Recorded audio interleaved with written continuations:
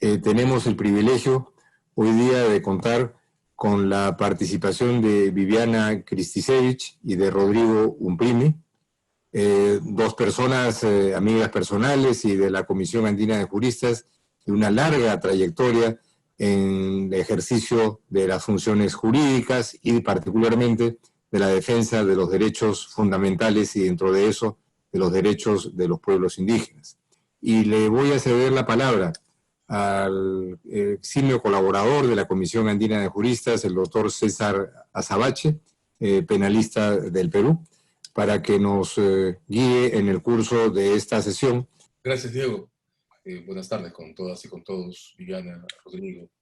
Bueno, vamos a comenzar directamente. Son más de 30 años desde la aprobación del convenio 169 de la OIT y en este encuentro queremos repasar el estado de la jurisprudencia interamericana y constitucional sobre los derechos de los pueblos indígenas. ¿Dónde nos encontramos en esta materia en la jurisprudencia interamericana y constitucional de nuestros países? Y hay buenas razones para defender esa tesis, porque esa constitución trae, digamos, lo que uno podría llamar un marco robusto para reconocimiento de derechos de ciudadanía diferenciada para los pueblos indígenas. Es decir, que además de tener los derechos de cualquier colombiano, precisamente para proteger su diversidad y su autodeterminación, tienen ciertos derechos especiales. ¿Cuáles son esos derechos especiales? De un lado, ciertos derechos especiales de representación política. Entonces, en el Congreso de la República hay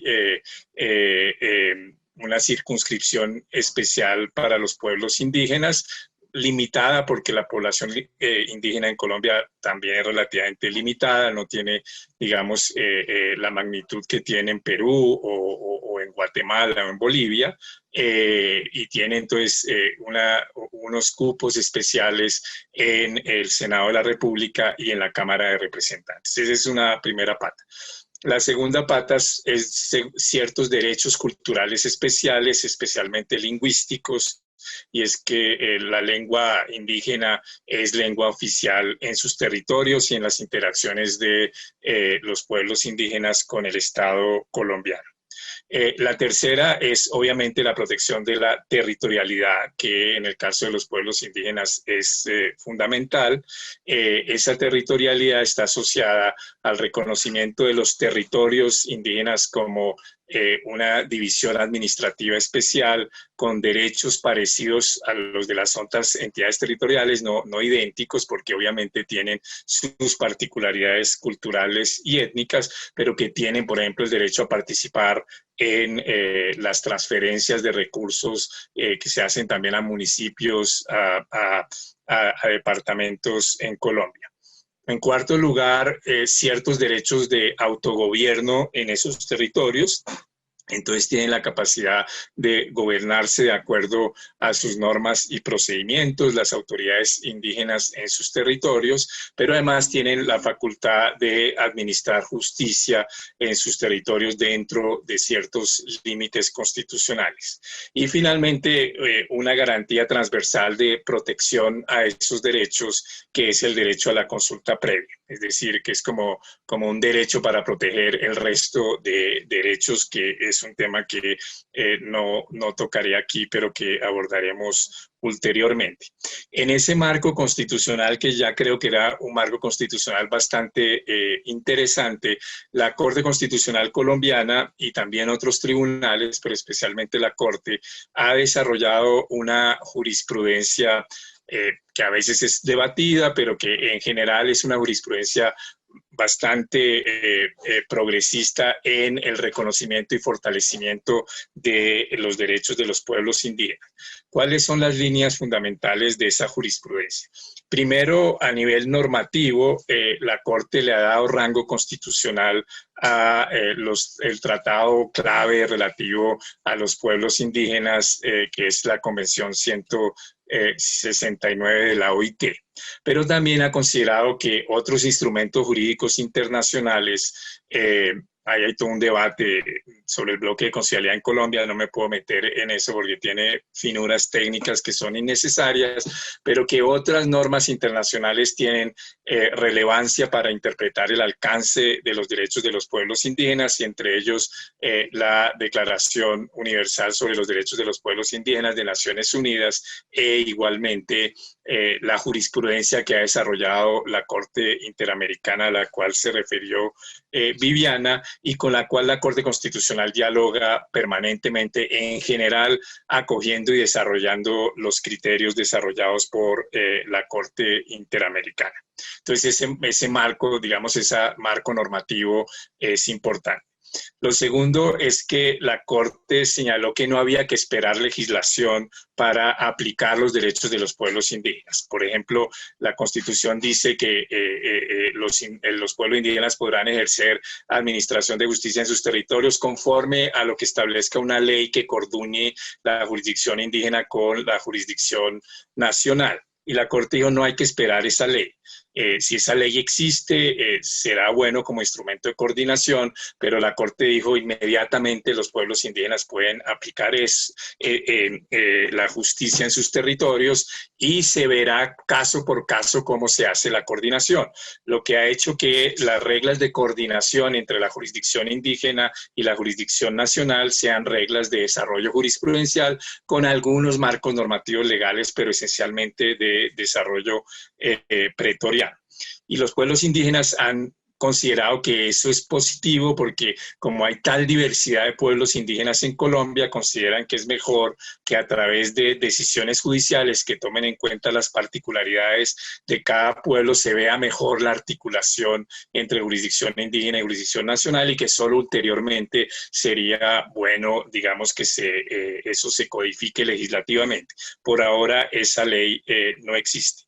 Y el último tema es el desarrollo del grado de autonomía de los pueblos indígenas, que tiene como dos dimensiones, lo que uno pudiera llamar la autonomía económica, qué grado tienen para explotar los recursos en sus territorios, que ese tema no lo toco en esta primera intervención porque entiendo que lo tocaremos ulteriormente, sino termino con el grado de autonomía que le reconoce a la jurisdicción,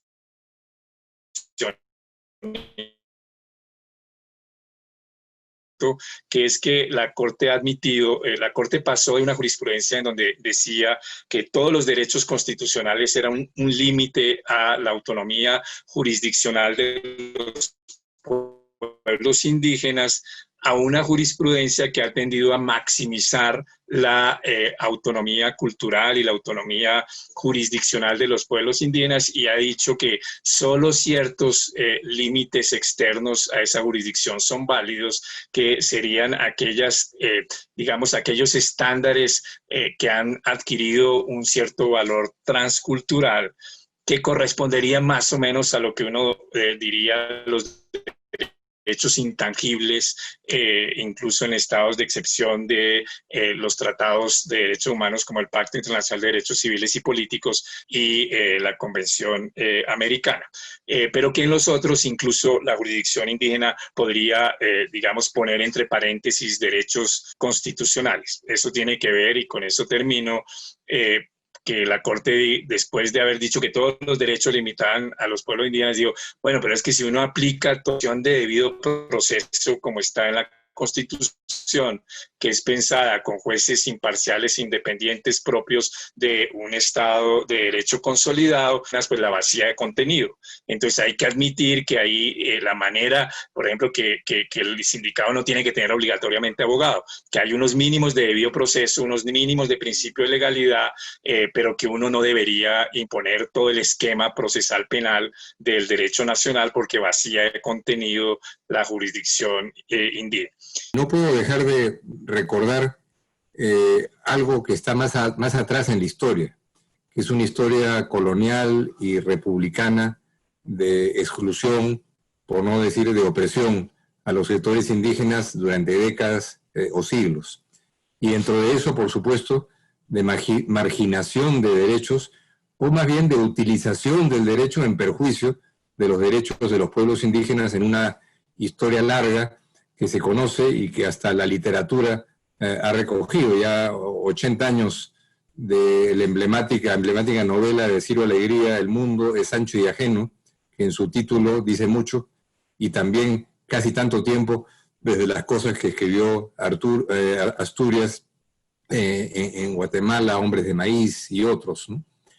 Y esa historia es parte de un proceso en el que las instituciones políticas y las instituciones jurídicas no reconocieron derechos, no permitieron canales para el ejercicio de esos derechos, y eso fue eventualmente evolucionando. Nuestras democracias tuvieron algún tipo de oxígeno gradualmente, y esa historia de marginación y de postergación no es que haya sido resuelta, pero ha tenido en las últimas décadas, me atrevería a decir en los últimos 20 o 30 años, una evolución interesante, y Viviana y Rodrigo han mencionado hechos que tienen que ver con ese periodo temporal. Pero en esa marginación no estuvo exento el sistema internacional de protección de los derechos humanos. Hay que recordar que la Corte Interamericana, por ejemplo, recién procesa el primer caso relevante de derechos humanos 22 años después de su instalación en 1979. Es decir, el sistema no presentó una situación como si esos problemas no hubieran sido materia de una prioridad, cuando había herramientas jurídicas que en esa época podrían haberse utilizado, que son más o menos las mismas que hoy día tenemos. Entonces, en ese proceso, tal vez yo vea los últimos 20 años con excesivo optimismo, pero me da la impresión que en términos relativos a esa historia larga de exclusión, los avances en el plano jurídico e institucional en este lapso han sido realmente importantes. Creo ahí, lo ha mencionado ya Viviana, voy a retomar un poco sus conceptos, que el sistema interamericano, más específicamente la Corte Interamericana, en su jurisprudencia, ha sido un espacio, primero, de desarrollo jurisprudencial muy relevante, y segundo, de aporte con elementos conceptuales para su introducción en la dinámica de la discusión jurídica y judicial interna. Y son 4 temas los que se me ocurre aquí recapitular como ejemplos de esto que vengo diciendo, ¿no? Varios han sido mencionados ya por Viviana y Rodrigo. Primero, el tema de la propiedad colectiva de la tierra, ¿no? Que es importante por razones históricas, por razones sociales y por supuesto por razones jurídicas, pero que tiene en su propia concepción y el reconocimiento de la propiedad colectiva de la tierra por parte de la Corte Interamericana de Derechos Humanos un elemento conceptual muy importante, que es el desarrollo del derecho a partir de la jurisprudencia, porque la Convención Americana sobre Derechos Humanos es una convención sobre derechos individuales, y lo que la Corte hace es ir más allá y darle la vuelta y decir, bueno, el ejercicio de ese derecho individual en un espacio de una comunidad indígena se realiza, se garantiza a través de la propiedad colectiva, de manera que la manera de proteger ese derecho individual, que es lo que la Corte tiene que proteger, es lo que dice la Convención, es a través de la afirmación de ese derecho de propiedad colectiva, que lo hizo ya la Corte en el primer caso que recordó Viviana, Huastingui con Nicaragua en 2001, y ha habido una sucesión de casos posteriores, cada cual más importante que el anterior, que se ha traducido no solamente en conclusiones declarativas, sino poner en marcha la maquinaria institucional del Estado Nacional para que se inscriban los títulos de propiedad, para que se reconozcan formalmente los títulos de propiedad con el papelito que la gente quiere tener, por supuesto, a la mano. Entonces, creación del derecho a partir de las normas en función de una realidad social que dice, bueno, esa propiedad individual aquí quiere decir propiedad colectiva. Los ortodoxos formalistas que conciben el derecho de una manera, digamos, textualista, por supuesto, podrían discrepar de esta perspectiva, y por eso creo que es algo muy importante que había que destacar. El segundo aspecto también lo mencionó Viviana y quiero mencionar un poquito más, que es el tema de la participación en asuntos públicos, que ya nos mete un poco más en el ejercicio de la democracia que va más allá de la tolerancia para la libertad de expresión, la libertad de asociación, la posibilidad de votar periódicamente en elecciones, porque reacomoda esa sentencia de Yatama con Nicaragua del año 2005 y precisa los mecanismos institucionales electorales que tienen que ser tomados en cuenta para el contexto específico de la participación de los pueblos indígenas en un proceso electoral. Un voto, una persona vota un voto, pero no basta eso. Hay que tener en cuenta las normas que permitan la efectiva participación, y luego hay jurisprudencia reiterada sobre la participación en asuntos públicos. Tercero, el tema de la consulta previa, que lo voy a mencionar solamente al paso, porque vamos a verlo eso más adelante, pero que indudablemente tiene un elemento muy importante. La consulta previa no está en la Convención Americana sobre Derechos Humanos, y alguien podría decir, oye, ¿de dónde ha inventado la Corte Interamericana de Derechos Humanos algo tan serio como que es un principio general del derecho internacional, que es lo que la Corte ha establecido sobre la consulta previa? Que tiene que ver, por supuesto, con el análisis que hace la Corte de lo que significa la relación de los indígenas con la tierra y con el concepto de territorio, y cómo el uso de los recursos naturales tiene que ver con aspectos fundamentales del ejercicio de ese derecho. Y por supuesto, la Corte se nutre de la del convenio 169 de la OIT, pero la Corte no tiene competencia sobre el convenio, simplemente lo incorpora como un elemento de análisis muy importante. Y otra vez estamos ante la creación del derecho a partir de la realidad y a partir del derecho con la competencia que tiene la Corte. Y por último, un punto muy importante que acaba de mencionar Rodrigo, que es el del pluralismo jurídico, ¿no? Es decir, la existencia de sociedades en las que hay distintos órdenes jurídicos, ¿no? Que se articulan e interactúan entre sí, que es un tema, por supuesto, de honda análisis conceptual y de distintas visiones que hay sobre cómo se produce esta articulación, pero que está también como una de las columnas vertebrales de la jurisprudencia interamericana, como el reconocimiento de órdenes jurídicos distintos que se pueden articular dentro de un orden constitucional y jurídico determinado, que es un tema sobre el cual se puede discutir cuáles son los énfasis y cuáles son, por supuesto, los grados de autonomía, llegando a algunas personas a concebir una especie de autonomía absoluta, que el pluralismo jurídico permite todo y cualquier cosa, pero estamos viendo que cuando el orden jurídico institucional interamericano o nacional procesa este tema y asume el pluralismo jurídico como un dato de la realidad que tiene que ser no solamente aceptado, sino consolidado y desarrollado, se dan desarrollos jurisprudenciales, también muy importantes. Y aquí creo que los grandes desarrollos no los tiene la Corte Interamericana de Derechos Humanos en este tema del pluralismo jurídico, y aquí me vuelvo también nacionalista colombiano,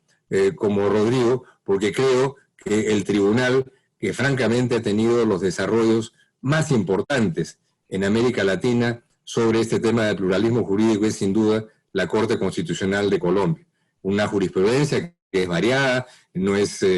por supuesto contradictoria muchas veces, pero hay un desarrollo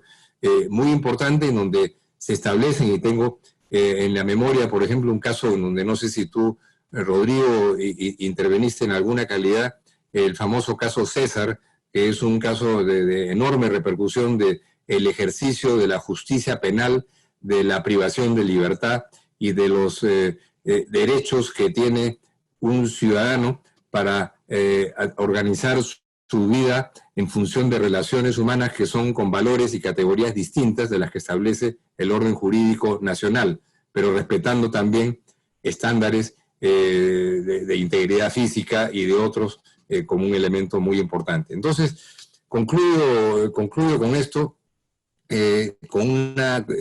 visión básicamente positiva, ¿no?, de esta evolución de los últimos 20 años. Se podrá decir, bueno, ¿cuánto de esto realmente se ha llevado a la práctica? ¿Cuánto de esto ha sido el ejemplo con el cual han funcionado todos los tribunales y autoridades nacionales? Por supuesto que no, pero las líneas de acción nos permiten concluir optimistamente que en estas últimas 2 décadas se han dado pasos muy importantes, que el hecho de que nuestros países, o la mayoría de ellos, se hayan librado de dictaduras cruentas y de regímenes totalitarios ha permitido una evolución institucional con jueces que piensan por su lado y con un sistema interamericano en donde ha habido un tribunal que también ha tenido la cualidad de ir más allá de la letra de la Convención Americana y abarcar la esencia de los derechos que ella defiende. Entonces, conclusión optimista, veremos después todavía todos los retos que esto nos plantea para adelante. Sí, muchas gracias. No, muchas cosas para pensar y también para reflexionar en esa permeabilidad que hay, no solo de la jurisprudencia de la Corte Interamericana en las Cortes Constitucionales y en los desarrollos constitucionales, sino como eso es un ida y vuelta siempre, ¿no? En la creación de derechos. Yo quería entonces retomar hasta dónde se ha llegado en la jurisprudencia interamericana con este tema, que creo que es que se ha llegado a desarrollos que tienen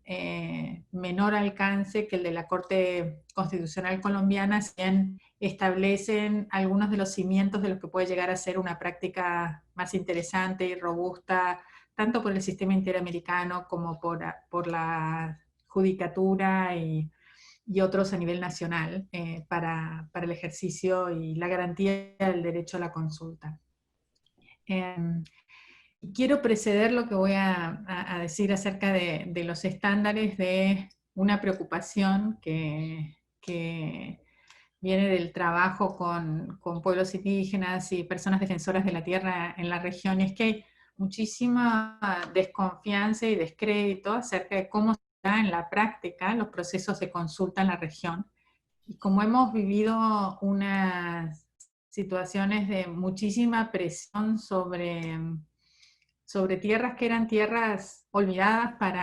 para las empresas y para los grupos ilegales, pero que ahora tienen muchísima demanda por la minería, por el oro legal e ilegal, por la tala, por los temas de caja nacional para financiar los presupuestos. El tema de la consulta y el tema del territorio están al orden del día en lo político, entonces es muy importante